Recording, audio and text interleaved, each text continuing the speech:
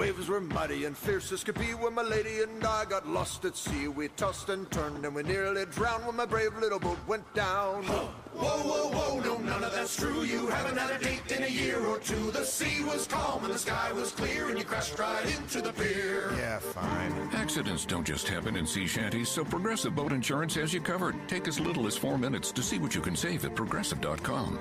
Progressive Casualty Insurance Company and Affiliates. Covered subject to policy terms and not available for all boats or in all situations. This is Optimal Living Daily, episode 2732, 5 Timeless Ways to Turn Your Life Around at Any Age, Part 1, by Marc Chernoff of marcandangel.com, and I'm Justin Malik. I have a bit of a longer post, so I'll read the first half today and then finish the rest for you tomorrow. So with that, let's get right to Part 1 and start optimizing your life. 5 Timeless Ways to Turn Your Life Around at Any Age, Part 1, by Marc Chernoff of marcandangel.com. Things can change if you want them to at any age. Life changes every single moment, and so can you. Last week, I received 3 emails with the exact same subject line from 3 different coaching or course students, turning my life around. This synchronicity certainly caught my attention. Each of these students' emails went into detail about their life situation and danced around the same fundamental theme and question. I don't know what I want to do with my future, but I want to be successful, so what should I do? Obviously, a sweeping, open-ended question like this is difficult to answer, but here's my attempt to answer it for all of us. A short list of 5 timeless principles and strategies Angel and I live by, a list worth working on regardless of your age or what you decide to do with the rest of your life. Number 1, focus a little less on the future and a little more on the present. Yes, it's healthy to plan for the future, but not at the full expense of today. The truth is, no matter how smart you are or how hard you try, you can't accurately figure out the future. Even people who have a systematic plan, steps to be a doctor, steps to be a successful entrepreneur, etc., don't actually know what will happen down the road. And if they have any certainty at all, they're a bit naive. Life rarely goes as planned. For every person that succeeds in doing exactly what they set out to do in the exact time frame they set out to do it in, there are dozens of others who start strong and get derailed. And if this happens to you, it isn't a bad thing. New obstacles and opportunities may come along to shift your perspective, to strengthen your resolve, or to change your direction for the better. The destination you fall in love with someday may not even exist today. For example, just a few short years ago, the esteemed career paths of working at Google, Facebook, and Twitter didn't exist. Neither did the job of professional coach and blogger at Marc and Angel Hack Life. So if you can't plan out your future in its entirety, what should you do? Focus a little less on the future and focus more on what you can do now that will benefit you no matter what the future brings. Read, write, learn and practice useful skills. Test your skills and ideas. Build things. Be adventurous and seek real-world experiences. Cultivate healthy relationships. These efforts will help in any future circumstances that come your way. One of the best ways to begin with all of this, I think, is to build something small in your free time. Most people fritter their free time away on things that don't matter, like TV, video games, social media, etc. A year of that, and you have absolutely zero to show for it. But if you painted every day or practiced your web design skills or wrote on a blog or updated and perfected a video channel on YouTube or started building a side business or passion project or spent more time networking with the right people, at the end of a year, you'll have built something. And you'll have some great life experiences too, experiences you can point to and say, I built that and I learned this, which sadly, most people can't do. Also, it's important to mention that although it may seem easier for younger people to do these things, it's 100% possible for all of us to take small steps in the right direction, day in and day out, for the rest of our lives. Number 2, focus more on the journey. The most prolific and beneficial experience is not in achieving something you want, but in seeking it. It's the journey towards an endless horizon that matters, goals that move forward with you as you chase them. It's all about the pursuit and what you learn along the way, the moving.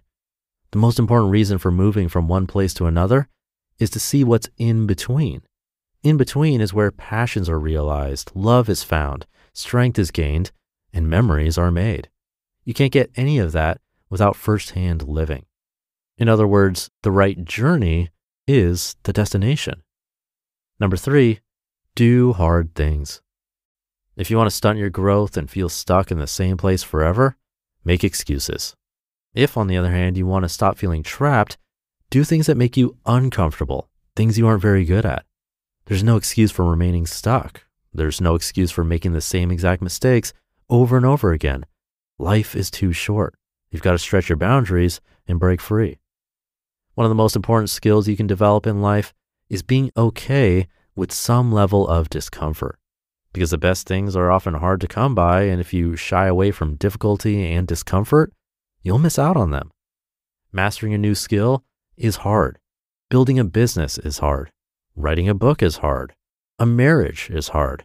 Parenting is hard. Staying in shape is hard. All are amazing and worth every bit of effort you can muster. If you get good at doing hard things, you can do anything. How do you get good at this? Purposefully do things today that are uncomfortable and start in small doses. Try exercising for 10 minutes, even if it's hard, and repeat this practice every day for a month before increasing your exercise duration by even the slightest margin. Try journaling or meditating every day for 10 minutes. When you find yourself avoiding discomfort or procrastinating, push yourself just a little bit more, but don't do more than 10 minutes. It's all about starting small and building a daily ritual that gradually strengthens your mind and body and allows you to do larger hard things effortlessly in the long run. Number 4, hear that on tomorrow's episode. You just listened to part 1 of the post titled 5 Timeless Ways to Turn Your Life Around at Any Age by Marc Chernoff of marcandangel.com. We've all heard about the benefits of meditation and deep breathing, but sometimes we feel we need more to solve our underlying causes of anxiety, depression, or anger. Introducing my new favorite mental health app, Neurocycle, a clinically tested app whose mind management system has been over 30 years in the making. It's a simple audio and video guided program you do over 63 days to identify the root cause of whatever is causing you pain and rewire this pain as healthy new neural networks into your brain. I've been using Neurocycle for a few weeks now, and I'm already feeling a lot more clarity on where some of my own struggles originate. I'm learning a lot about myself, and it's amazing to think that there's still another month plus before my 63 days is up. I can tell there's still a lot of growth to come. And for a limited time, get 50% off your first month subscription with code OLD. Go to neurocycle.app, that's neurocycle.app, and use promo code OLD so they know we sent you. Thank you to Marc. It's a great point that someone might have a very specific, detailed plan for their life, knowing what they want to be at an early age, what college they want to go to, how many kids they want to have, and so on. And another person might not be that way at all. They could have no idea what they want to do with their life, not sure about college or kids, or anything like that. And by the way, that was how I was for the most part, not sure at all. But in both cases, they certainly will be surprised in some way because we don't have that kind of control over our futures. There are too many variables and random events to control that much. Even in the case where someone gets the job they've always wanted to have, how they got there, exactly what it's like to do that job, or where they live, the people they met along the way, that's all random, and the obstacles and opportunities are constantly changing. So if you're in that second bucket like I was, it's nothing to be ashamed of or sad about. It's just another opportunity to try different things and do some of the things Marc mentioned in this article, like focusing on the journey and doing hard things. And we're going to hear more since that was just the first half of the post, so I'll leave it there for now. Thank you for being here and listening and learning along with me. I've learned a ton from these articles over the years. Hopefully you have too. And we'll continue the learning tomorrow where we'll finish up this post and where your optimal life awaits.